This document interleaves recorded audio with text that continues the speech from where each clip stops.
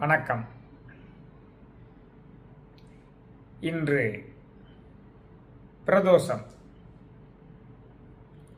பிரதோஷ வேளையில் சிவனை சென்று வழிபட்டு நம்மளுடைய துன்பங்களை போக்கி மகிழ்கின்ற ஒரு திருநாள். திங்கட்கிழமை வருகின்ற இந்த பிரதோஷத்தில் வழிபட்டால் மனம் தெளிவடையும், தாய்வழி உறவு மேன்மையடையும், தாயாரின் நலம் பேணப்படும். அத்தகைய சிறப்பு வாய்ந்த இந்த பிரதோஷ தினத்தில் நாம் இன்று என்ன பதிகத்தை பார்க்கப் போகிறோம் என்று அன்பர்களுக்கு ஆவலாயிருக்கும். ஒவ்வொரு பிரதோஷ தினத்தன்றும் ஒரு பதிகத்தையும் அது சார்ந்த தெய்வீக விஷயங்களையும் பார்த்து அனுபவித்து வருகிறோம்.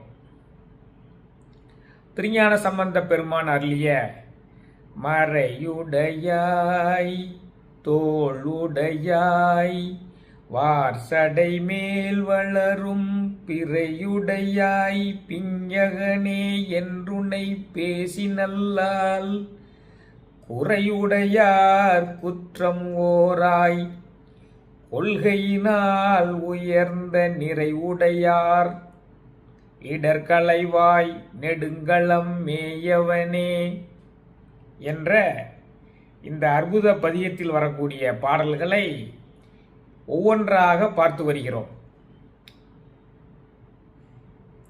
இந்த பாடல், இந்த பதிகமே துன்பம் நீக்கும் பதிகம் என்று ஞானசம்பந்த பெருமானால் அருளப்பட்டுள்ளது.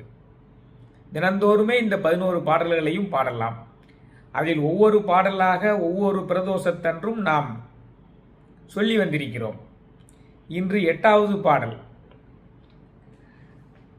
திருஞான சம்பந்த பெருமான் தன்னுடைய பதிகங்களில் எல்லாம் இந்த 8வது பாடல் வைக்கும் பொழுது சிவன் ராவணனின் அகந்தையை அழித்து ராவணனை கைலாய மலையின் கீழ் சென்று அழுத்திய அந்த சம்பவத்தை நமக்கெல்லாம் எடுத்து கூறி நம்மளுடைய அகந்தையெல்லாம் இந்த 8வது பாடலை பாடினால் போய்விடும், அகந்தை போய்விட்டாலே ஆன்மீகம் தலைக்கும் தானே என்று தன்னுடைய பதிகங்களிலெல்லாம் 8வது பாடலாக ராவணனை திருக்கைலாய மலையில் பெருவரலால் சிவபெருமான் அழுத்திய அந்த வரலாற்றை குறிப்பிட்டு தான் பேசுகிறார். அந்த வகையில் இந்த பாடலிலும் அதை குறிப்பிட்டுள்ளார். முதல்ல அந்த பாடலை பார்த்துட்டு ராவணனை ஏன் கைலாய மலையிலே போட்டு அழுத்தினார் என்பதையும் பார்த்து அது சம்பந்தமான தொடர்புடைய செய்திகளை எல்லாம் உங்களுக்கு சொன்னால் இந்த பிரதோஷ தினம் மிகவும் சிறப்புடையதாக இருக்கும் அல்லவா. அந்த பாடல்: குன்றின் உச்சி மேல் விளங்கும் கொடிமதில் சூழ் இலங்கை. இலங்கையை எப்படி சொல்றார் பாருங்க. குன்றின் உச்சி மேல் விளங்கும் கொடிமதில் சூழ் இலங்கை அன்றி நின்ற அரக்கர்கோனை அருவரை கீழ் அடர்ந்தாய்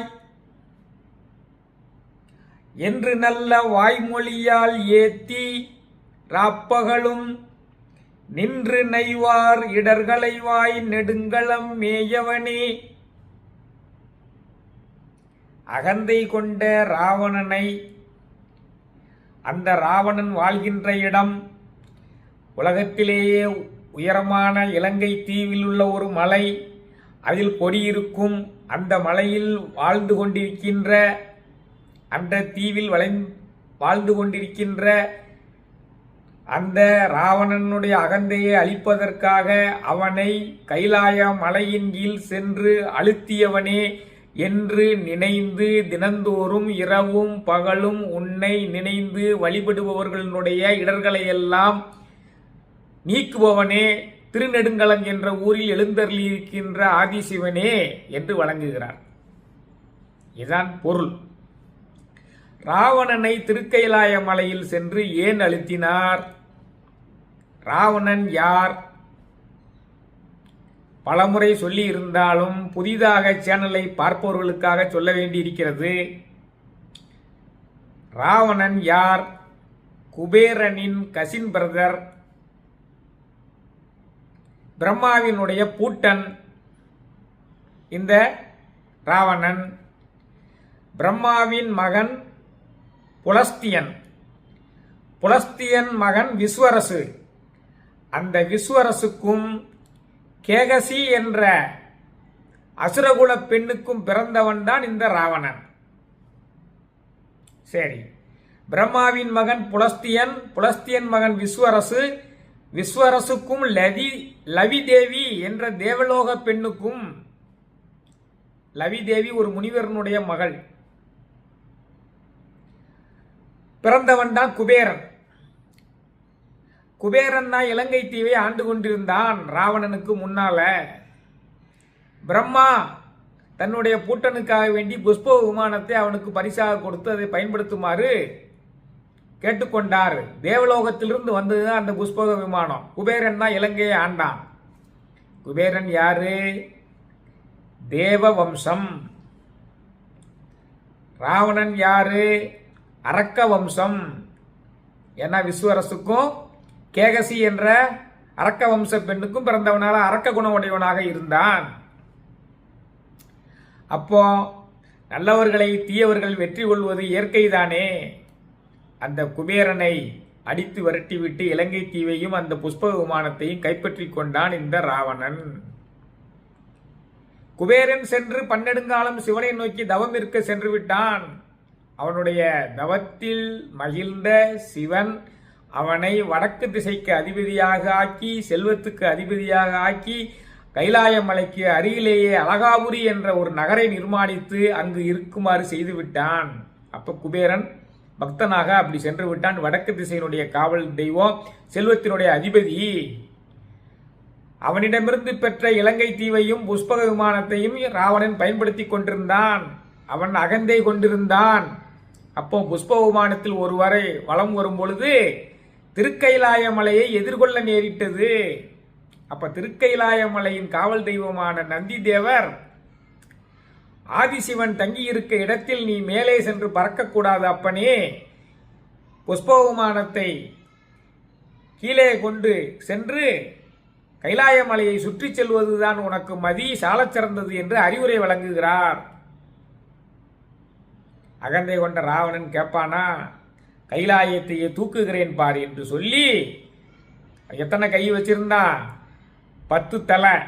ராவணன் ஒரு தலைக்கு 2 கை, 20 கையை கொண்டு கைலாய மலையை தூக்கினான். கைலாய மலை ஆடியது. பார்வதி தேவி அச்சம் கொண்டாள். அதை பார்த்த ஆதிசிவன் தன்னுடைய பெருவரலால் ஒரு அழுத்து அழுத்தினார். அப்படியே ராவணன் அந்த கைலாய மலையில் அகப்பட்டு கொண்டு கதறினான்.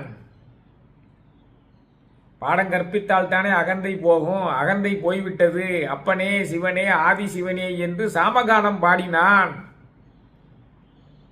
எவ்வளவுதான் துன்பப்பட்டாலும் வழிபாடு செஞ்சாங்கன்னா சிவன் வந்து மகிழ்ந்துருவார். சரி போனா போது பிழைச்சு போ என்று ராவணனை விட்டுவிட்டார். அந்த வரலாற்றைத்தான் இந்த 8வது பாடலில் திருஞான சம்பந்த பெருமான் நினைவு கூறுகிறார். இந்த 8வது பாடலை பாடினால் நம்முடைய அகந்தை அழிவதோடு மட்டுமல்லாமல், அகந்தை கொண்டு நம்மை அழிப்பவர்கள் யாராக இருந்தாலும் அவர்களும் ராவணன் போல் அழிந்து விடுவார்கள். அப்போ எதிரிகளிடமிருந்து நம்மை காக்கக்கூடிய அற்புதமான பதிகம்தான் இந்த பதிகம். இந்த பதிகத்தில் வரக்கூடிய 8வது பாடல் என்ன பாடல்? குன்றின் உச்சி மேல் விளங்கும் கொடிமதில் சூழ் இலங்கை, அன்றி நின்ற அரக்கர் கோனை அருவரை கீழ் அடர்த்தாய் என்று நல்ல வாய்மொழியால் வாழ்த்தி, ராப்பகலும் நின்று நெய்வார் இடர்களை வாய் நெடுங்களம் மேயவனே. ராவனை கைலாய மலையில் கீழ் அழுத்தி அவனுடைய அகந்தையை நீக்கிய ஆதிசிவனே, இதை நினைந்து உன்னை இரவும் பகலும் போற்றி வணங்கியே இருப்பவர்களுடைய துன்பங்களை எல்லாம் நீக்குவாயப்பா திருநெடுங்கலம் என்ற ஊரில் எழுந்தருளி இருக்கின்ற ஆதிசிவனே என்பதுதான் இந்த பாடல். அப்ப இந்த பிரதோஷ தினத்தில் இந்த பதிகத்தையும் அது சார்ந்த விஷயங்களையும் நினைவு கூர்ந்து அந்த ஆதிசிவனை வழிபட்டு எல்லோரும் மேன்மை அடைய வேண்டும் என்று வாழ்த்துகிறேன், வேண்டுகிறேன். வான்மையில் வளாது பெய்க, மலிவளம் சுரக்க, மன்னன் கோன்முறை அரசு செய்க, குறைவிலாது உயிரல் வாழ்க, நான்மறை அறங்கள் ஓங்க, நற்றவம் வேள்வி மல்க, மேன்மைகொள் செய்வ நீதி விளங்குக உலகமெல்லாம், மேன்மைகொள் செய்வ நீதி விளங்குக உலகமெல்லாம், மேன்மைகொள் செய்வ நீதி விளங்குக உலகமெல்லாம். நன்றி, வணக்கம்.